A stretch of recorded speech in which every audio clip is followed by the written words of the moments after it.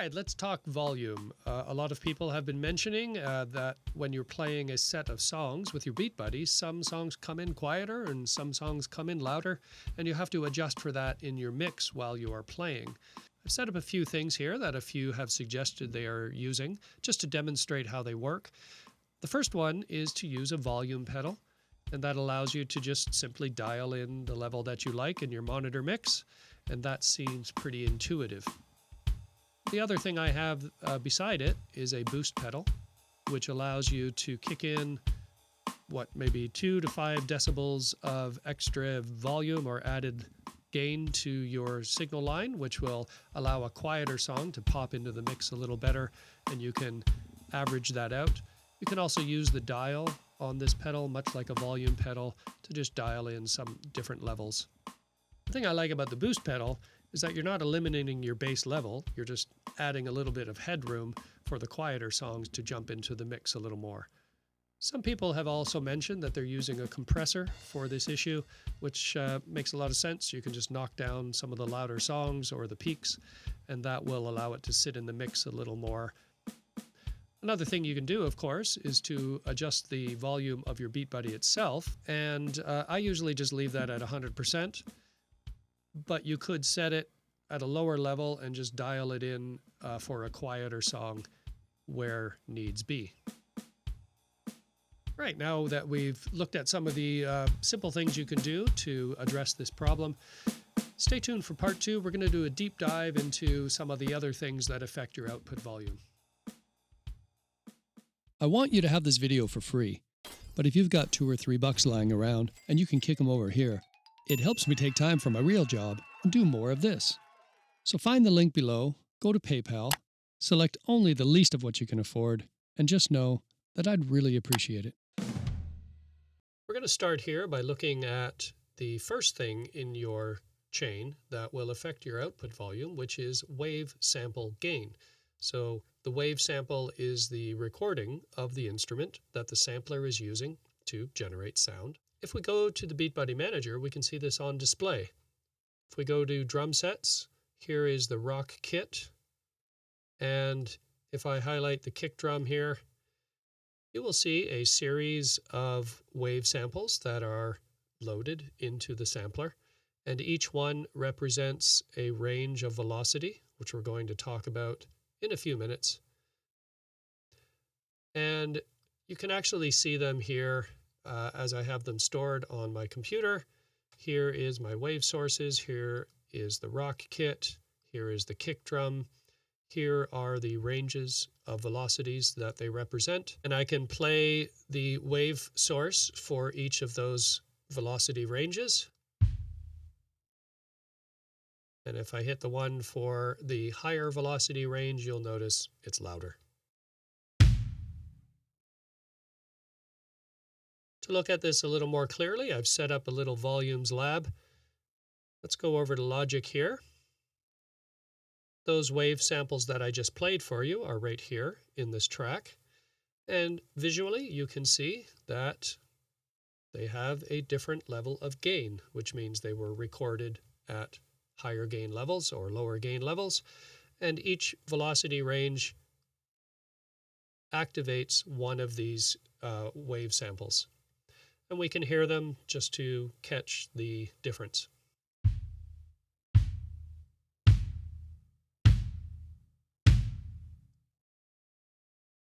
And if I want to be even more scientific about it, I can see where they are peaking on the decibel range. So let's play that again and we'll see where that levels out.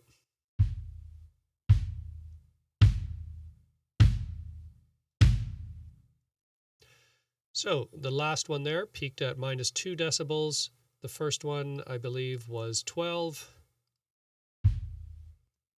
So that is a 10 decibel range in variation between the lowest gain kick and the highest gain kick. In this next section, we're going to drill down on velocity and try to understand that a little better.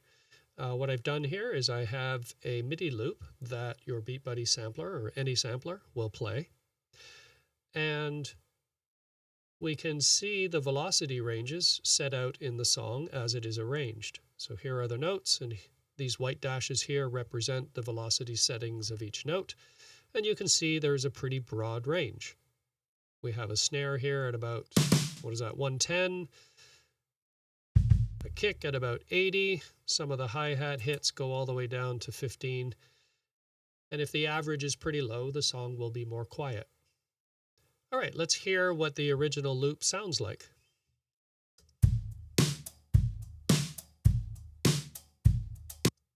Now let's do a little experiment here. I'm going to take all of these notes and I'm going to max out the velocity on each note so it's flat. And what I've done is I've taken that and I've recorded it as a WAV file. So let's hear what that sounds like.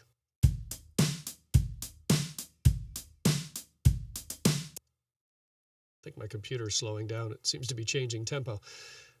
Anyway, you can hear that each one is maxed out, and maybe that's how you want your song to sound. It might sound good. Who knows? Let's do the same thing, but we'll check the range. What I've done here is I've taken all those velocity notes of the MIDI loop, and I'm just going to lower them all down to 1, and we'll see the difference.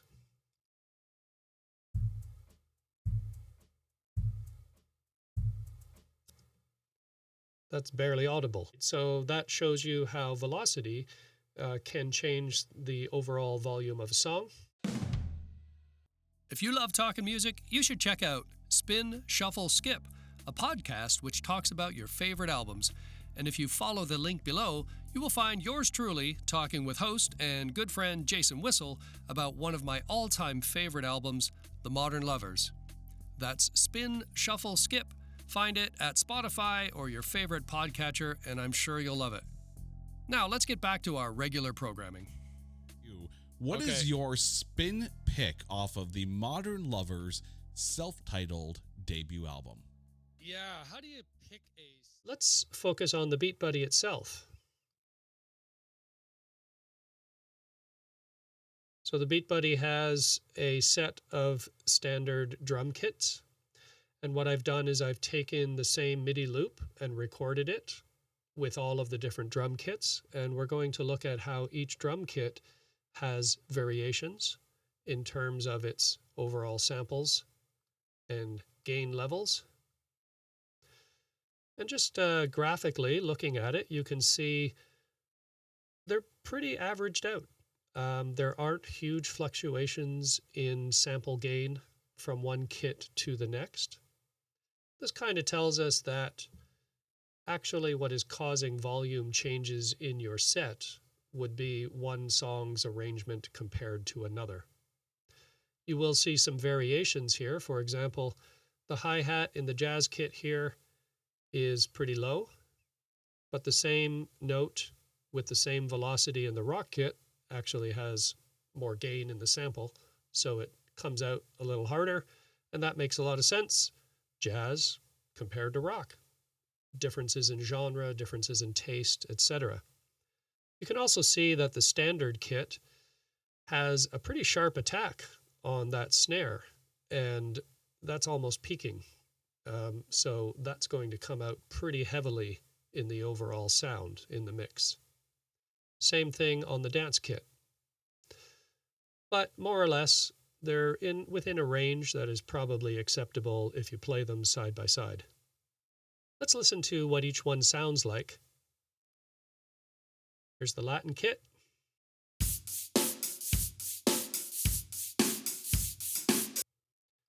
Here's the jazz kit.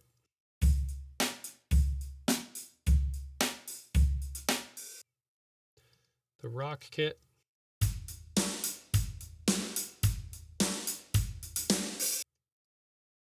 The standard kit.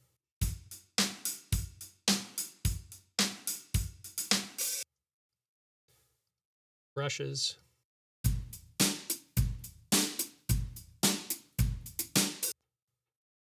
And the dance kit.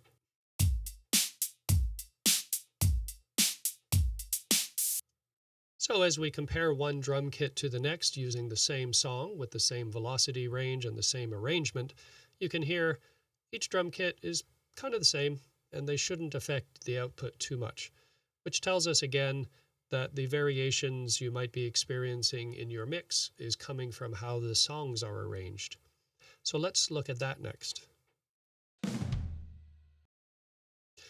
Okay, so I have one MIDI loop here, which is one song, and then I have another one down here, which is a different song. Well, let's look at the overall velocity range of song number 1. And if we open it up down here in the editor, we can see we got a pretty wide range, but the peak is up here at 110. And if we look at song number 2, the average range is lower. We're peaking out at about 80. So this song is going to be quieter as you put it into the mix. We don't need to listen to them. We can actually just use level meters to see how this will affect the overall output volume. So if I play these two songs, here is song number 1, this is song number 2. We will play them for a bit and just see what the results are.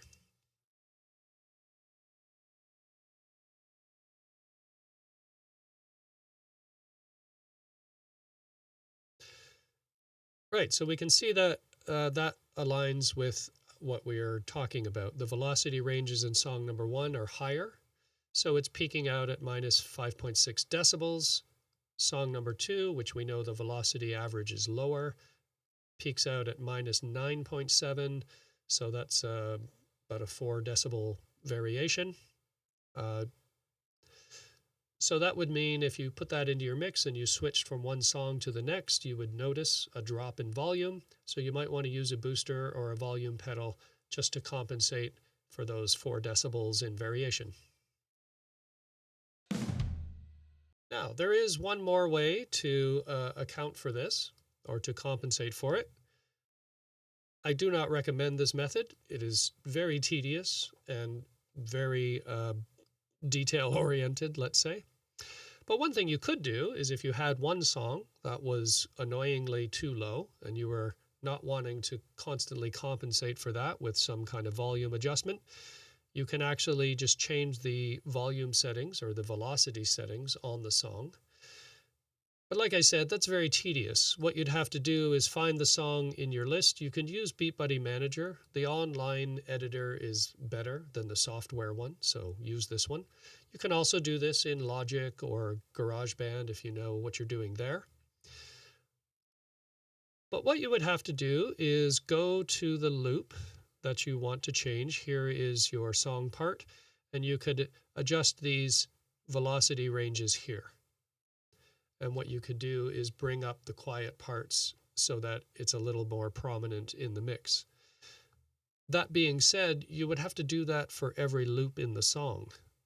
If it's a simple song with 1 or 2 loops, that's not too bad. If it's a complex song and you've got 10 or 12 different loops and they're all different in some way or another, you'd have to go through each one. So that's why I said that's a very tedious thing to do. Well, there you have it. There's our volumes lab. I hope we've addressed all of the issues here. You might have some other methods of dealing with volume changes in your set. Feel free to post that and share your knowledge. We always appreciate that. If you do have any questions, put it in the comments and I'll get back to you. And do all the liking and subscribing because there are more of these videos coming down the pipe, as I say. And I hope you will stay tuned and join the channel and share the knowledge. Wish you all the best. Thanks for joining. We'll see you next time.